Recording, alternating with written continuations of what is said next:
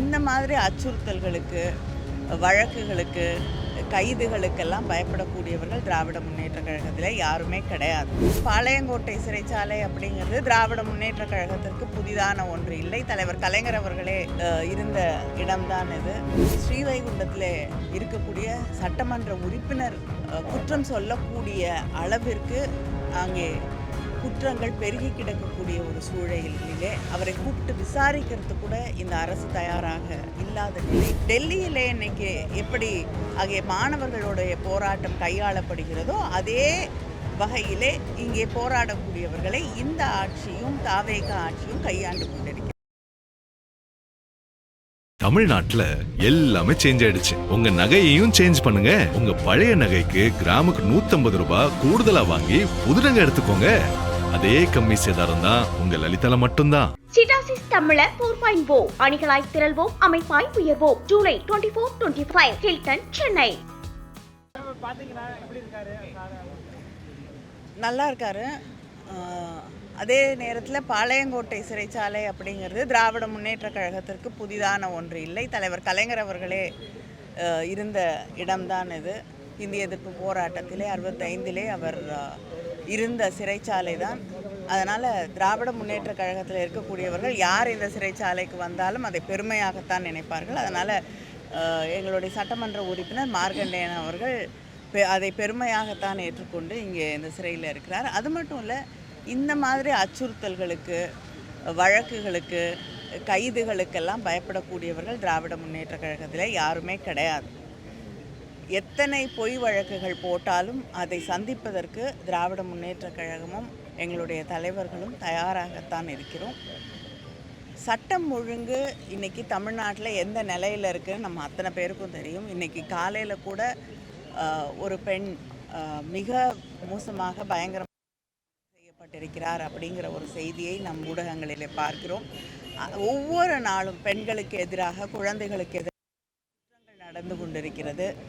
ஏன் ஸ்ரீவைகுண்டத்தில் இருக்கக்கூடிய சட்டமன்ற உறுப்பினர் ஆக இருக்கக்கூடியவர் மீதே ஒரு குற்றம் சொல்லக்கூடிய அளவிற்கு அங்கே குற்றங்கள் பெருகி கிடக்கக்கூடிய ஒரு சூழலிலே அவரை கூப்பிட்டு விசாரிக்கிறது கூட இந்த அரசு தயாராக இல்லாத நிலையிலே ஒரு சட்டமன்ற உறுப்பினரை தவறாக பேசினார் என்பதற்காக கைது செய்து சிறையிலே அடைக்கக்கூடிய ஒரு நடவடிக்கையை எடுத்துக்கொண்டிருக்கிறார்கள்.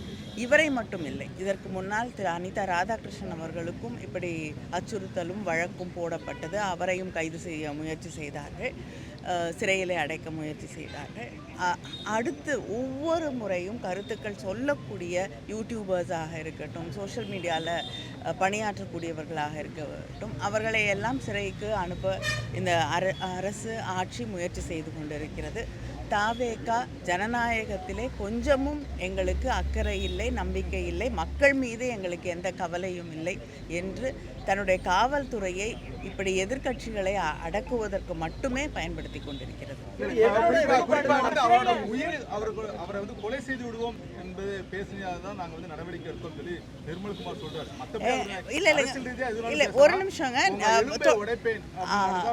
தாவேகாவை சார்ந்தவர்கள், எங்களுடைய முதலமைச்சர் அண்ணன் தளபதி அவர்கள் ஆட்சி பொறுப்பில் இருந்த காலகட்டத்திலே அவரை எவ்வளவு விமர்சித்து பேசியிருக்கிறார் அப்படிங்கிறதெல்லாம் நாங்கள் பார்த்துருக்கோம், நீங்களும் பார்த்துருக்கீங்க. அப்பொழுது திராவிட முன்னேற்ற கழகம் இப்படிப்பட்ட நடவடிக்கைகளிலே ஈடுபடவில்லை. இவங்க ஈடுபடுறாங்கன்னா இது எதனுடைய வெளிப்பாடுன்னு பார்க்குறீங்க? அவங்களுக்கு ஜனநாயகத்தில் நம்பிக்கை இல்லை. யார் தன்னை விமர்சனம் செய்தாலும் அதை ஏற்றுக்கொள்ளக்கூடிய ஒரு மனப்பக்குவமோ மனப்பான்மையோ அவர்களிடம் இல்லை.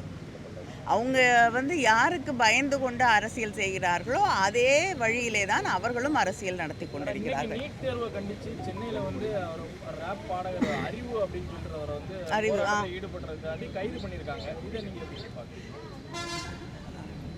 நான் தான் சொன்னேன்ல, யாருக்கு பயந்து கொண்டு அவர்கள் ஆட்சி நடத்தி கொண்டிருக்கிறார்களோ அவங்களுக்கே தெரியும். யாருடைய பேரையே சொல்லாமல் தொடர்ந்து பேசி கொண்டிருக்கிறார்களோ, பாஜக என்ற பெயரை சொல்லுவதற்கு கூட தயக்கத்தோடு ஆட்சி நடத்தி கொண்டிருக்கிறார்களோ அவங்களுக்கு எதிராக தெருக்குறள் அறிவு அவர்கள் ஒரு கருத்தை பதிவு செய்யும் பொழுது, போராட்டத்தில் ஈடுபடும் போது, டெல்லியிலே இன்னைக்கு எப்படி ஆகிய மாணவர்களுடைய போராட்டம் கையாளப்படுகிறதோ அதே வகையிலே இங்கே போராடக்கூடியவர்களை இந்த ஆட்சியும் தாவேகா ஆட்சியும் கையாண்டு கொண்டிருக்கிறது.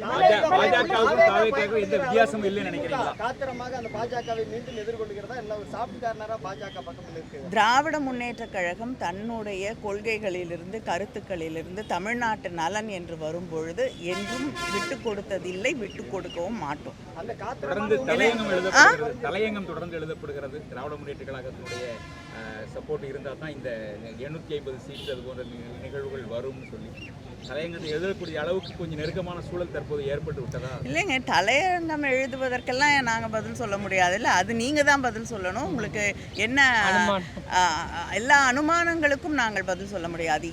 நாங்கள் சென்ற முறை அந்த மசோதா கொண்டு வரப்பட்ட போது எங்களுடைய கருத்துக்களை மிக தெளிவாக எடுத்து வைத்திருக்கிறோம். அந்த கருத்துக்களுக்கு மதிப்பளிக்க வேண்டும் என்பதுதான் எங்களுடைய கருத்து.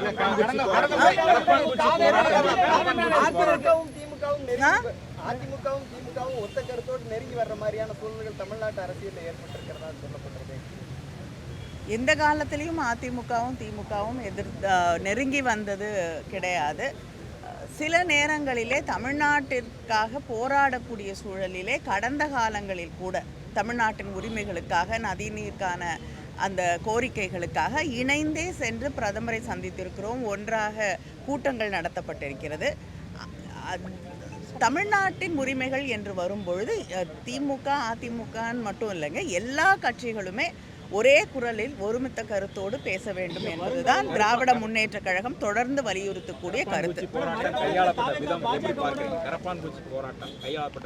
நிச்சயமாக ஏற்றுக்கொள்ள முடியாது. நான் நேற்று கூட என்னுடைய கருத்தை பதிவிட்டிருக்கிறேன். மாணவர்களுடைய போராட்டம் தொடர்ந்து திராவிட முன்னேற்ற கழகம் நீட்டுக்கு எதிராக எங்களுடைய கருத்துக்களை நாங்கள் பதிவிட்டு கொண்டிருக்கிறோம். அது மட்டும் இல்லாமல் தொடர்ந்து அதற்கு எதிராக நீட் என்பது கைவிடப்பட வேண்டும் என்பதுதான் திராவிட முன்னேற்ற கழகத்தின் தொடர்ந்த கருத்தாக இருக்கிறது. அப்படிப்பட்ட ஒரு சூழலில் மாணவர்களுடைய எதிர்காலத்தையே பாதிக்கக்கூடிய அளவிற்கு இந்த கொஸ்டின் பேப்பர் லீக்ஸு, பரீட்சைகள் சரியாக நடத்தப்படுவதில்லை என்ற சூழலிலே மாணவர்களுடைய போராட்டத்தை ஒடுக்க வேண்டும் என்பதற்காக அவர்கள் மீது வன்முறை கட்டவிழ்த்து விடப்படுவது என்பதை ஏற்றுக்கொள்ள முடியாது என்பதை திராவிட முன்னேற்ற கழகம் தெளிவாக எடுத்து சொல்லுங்கள். அவருடைய உடல்நிலை, மனநிலை நன்றாக இருக்கிறது. தமிழ்நாட்டுல எல்லாமே சேஞ்ச் ஆயிடுச்சு. உங்க நகையையும் சேஞ்ச் பண்ணுங்க. உங்க பழைய நகைக்கு கிராமுக்கு 150 ரூபாய் கூடுதலா வாங்கி புது நகை எடுத்துக்கோங்க. அதே கம்மி சேதாரம் தான் உங்க லலிதால மட்டும்தான். சிட்டாசிஸ் தமிழர் 4.0 அணிகளாய் திரள்வோம், அமைப்பாய் உயர்வோம். ஜூலை 24-25 ஹில்டன், சென்னை.